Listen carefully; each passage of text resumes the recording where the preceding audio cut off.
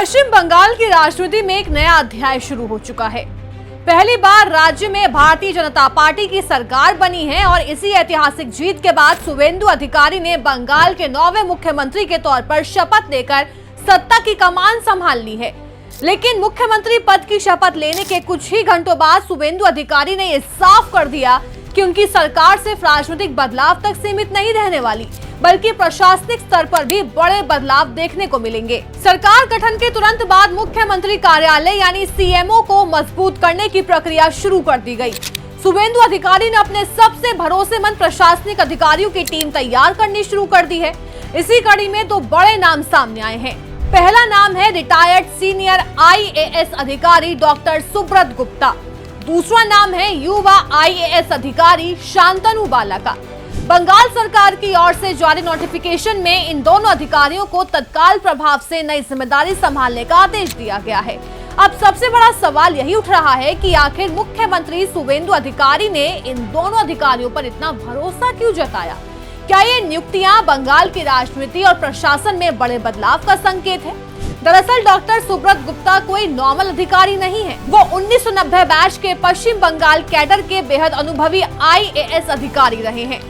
लंबे प्रशासनिक करियर में कई अहम विभागों की जिम्मेदारी भी संभाली है। विज्ञान एवं प्रौद्योगिकी विभाग में अपर मुख्य सचिव के तौर पर भी काम किया है और साथ ही जाति प्रमाण पत्र विभाग समेत कई महत्वपूर्ण प्रशासनिक विभागों में भूमिका बेहद अहम रही है। लेकिन सबसे ज्यादा चर्चा उस समय हुई जब विधानसभा चुनाव से पहले चुनाव आयोग ने उन्हें पश्चिम बंगाल में SIR का स्पेशल ऑब्जर्वर नियुक्त किया। इस दौरान उन्होंने चुनावी प्रक्रिया की निगरानी में अहम भूमिका निभाई। चुनाव खत्म होने के बाद 7 मई को चुनाव आयोग ने उन्हें इस जिम्मेदारी से मुक्त कर दिया। लेकिन अब सिर्फ 2 दिन बाद ही मुख्यमंत्री शुवेंदु अधिकारी ने उन्हें अपना सलाहकार नियुक्त कर दिया। राजनीतिक जानकारों का मानना है कि ये सिर्फ एक प्रशासनिक नियुक्ति नहीं, बल्कि एक रणनीतिक फैसला है। शुवेंदु अधिकारी जानते हैं कि बंगाल में 15 साल तक तृणमूल कांग्रेस की सरकार रही है। ऐसे में प्रशासनिक ढांचे को समझना और उसे नई सरकार की कार्यशैली के हिसाब से ढालना आसान नहीं होगा।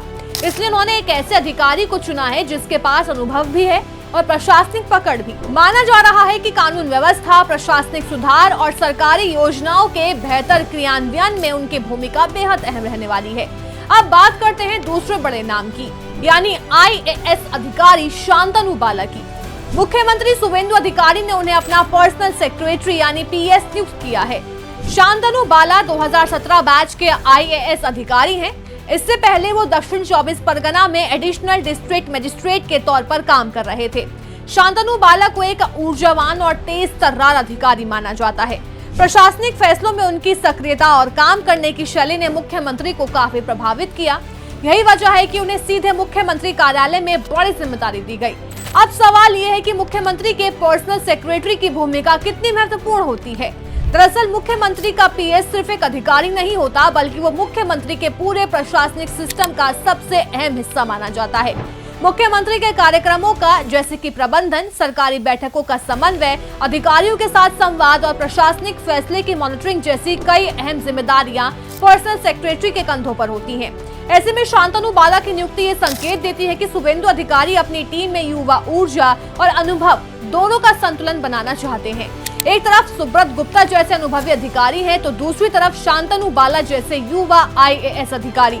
यही संतुलन नई बीजेपी सरकार की कार्यशैली को नई दिशा दे सकता है। अब अगर बंगाल की राजनीति की बात करें तो 2026 का विधानसभा चुनाव राज्य के इतिहास का सबसे बड़ा राजनीतिक बदलाव साबित हुआ है।